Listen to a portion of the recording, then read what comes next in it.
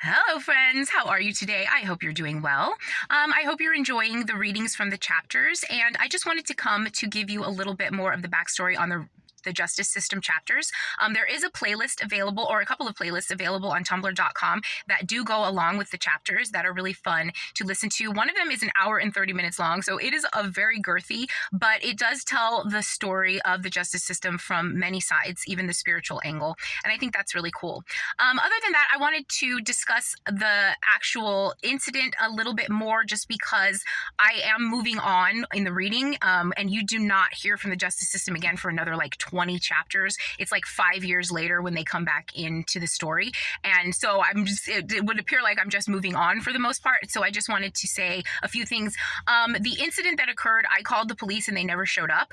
And then 4 months later, without me ever having any contact with any police other than marshals stalking me on my walk with the media, I was taken illegally from my house. I was kidnapped basically by a militia because they showed up with a helicopter and a SWAT team when I had never even spoken to them. I was the one that called the police that night, and then 4 months later they show up to arrest me with no probable cause whatsoever. And the only reason they got me to come out of the house was because they made this barricade standoff thing and they were yelling with the blowhorn. And I was like, well, let me see the warrant.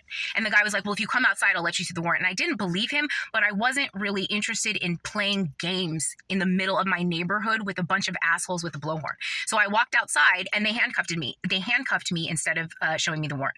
And that just started that started my connection with them, just completely fumbling everything. It was completely ridiculous.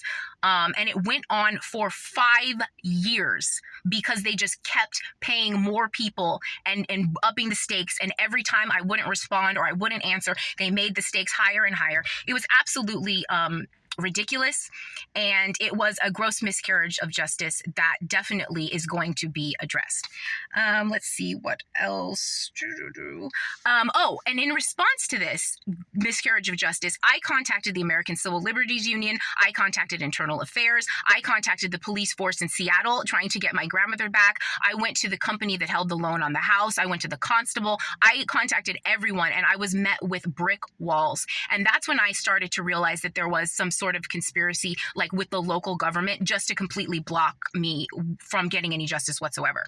And so I just moved on, and it continued to go for all these years, and it created this epic story. And so I guess the best way for me to get justice now is poetic, to tell the whole story and expose everybody. And at some point when it just kept happening and agencies just kept failing and dropping the ball and not responding and not doing their jobs, I finally realized, okay, this is a test from God. He is showing me all of the evil, and I am here to fix it. I am here to make it better. Literally, it's like killing every single dirty bird in the dark world with one stone, because they all piggybacked off of each other on this invasion of privacy thing with the surveillance sector, and then it became this thing about trying to break me because they couldn't, and they would hire more people, and they would make the stakes higher, and they would do bigger and bigger things. They finally went to even making me homeless. You know what I mean? And it was all because of one little thread that they had. I made a call to the police. That was the connection point that they had. And they didn't realize that it was a trap set by a higher power.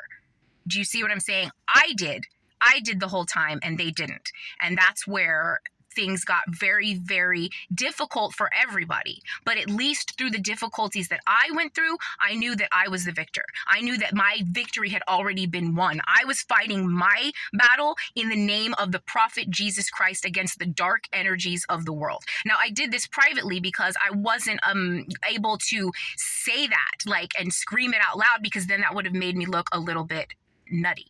Instead, you fight spiritual warfare spiritually, internally, and then I let everybody on the outside think exactly what they wanted to think, but I kept my head down and my eye on the prize, and that was the ultimate victory, which is just justice for all, because the system that I went through is so unbelievably unjust and sinful. It is an abomination, and it needs to end, and it will.